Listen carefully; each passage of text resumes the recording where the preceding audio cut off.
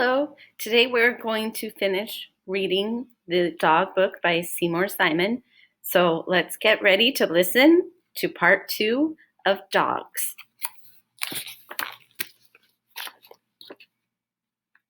Specifically trained breeds of working and herding dogs help people all over the world. German shepherds and sheepdogs herd sheep and cattle. Malamutes and huskies pull sleds across the snow in Alaska.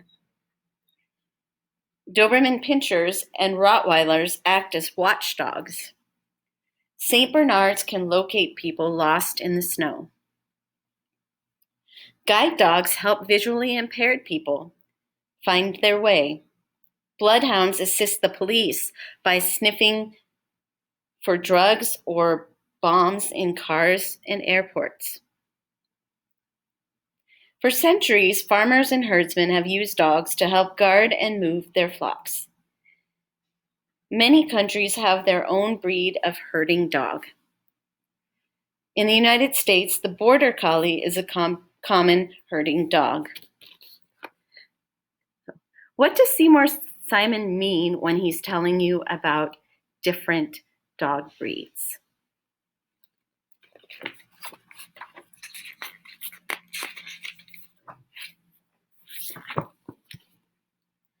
Non-sporting dogs are as different from one another as you can imagine.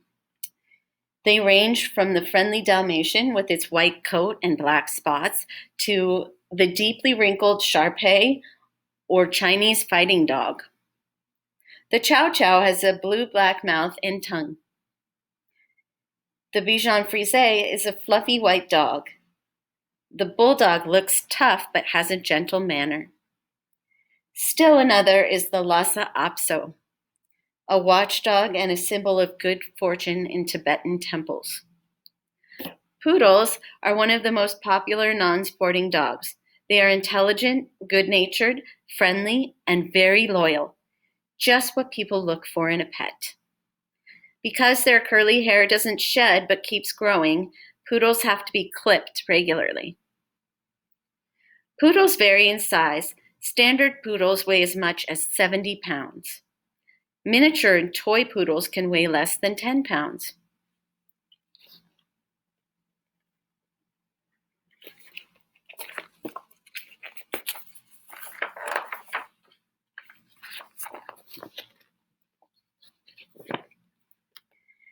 Toy dogs are kept mostly as lap dogs and pets. The English Toy Spaniel is a mini version of the full-size dog. Other toy dogs, such as the Chihuahua and the snub-nosed pug, don't resemble any large dogs. 4,000 years ago, the Chinese kept lion dogs that looked like the Pekingese dogs we have today. Maltese dogs have been found in Egyptian tombs and have been depicted in early Roman paintings. The royal families of England, France, and Russia often included their pet toy dogs in paintings. Some toy dogs were bred to perform specific jobs.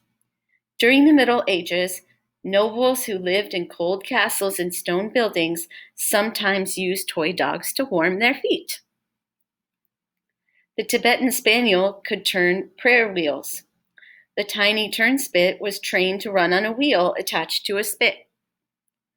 As the spit turned, the game on the spit was roasted over a fire.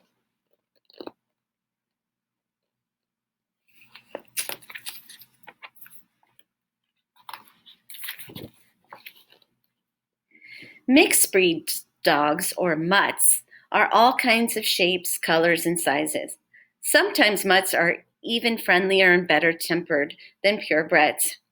They may also adapt more easily to different surroundings. A mutt is a very special dog. No other dog is exactly like it.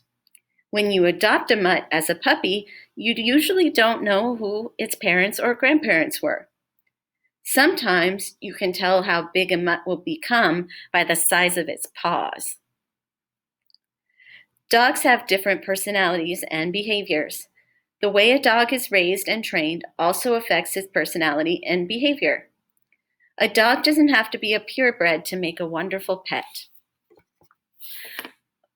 What are some of the ways that different dogs look and act differently? What is a mutt?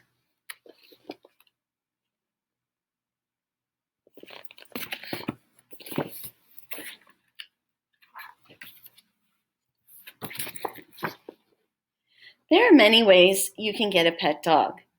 A dog owner you know may offer you a puppy from a new litter.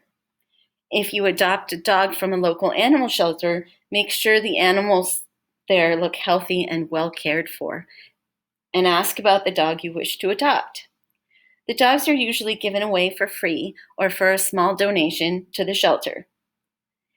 If you want to buy a purebred dog, ask a pet owner or someone at a local kennel to recommend a good breeder.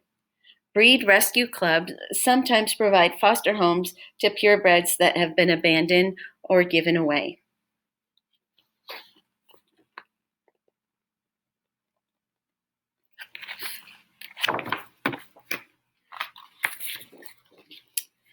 A puppy needs someone to care for it, to feed it, to train it, to walk it, and pet it.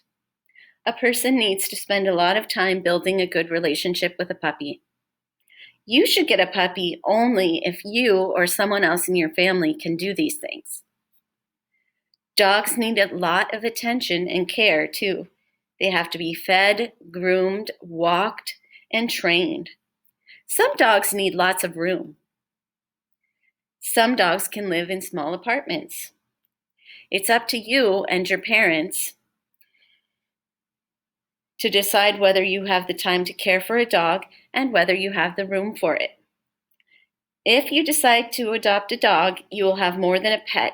You will have a lifelong, loyal friend and companion. But what is a companion?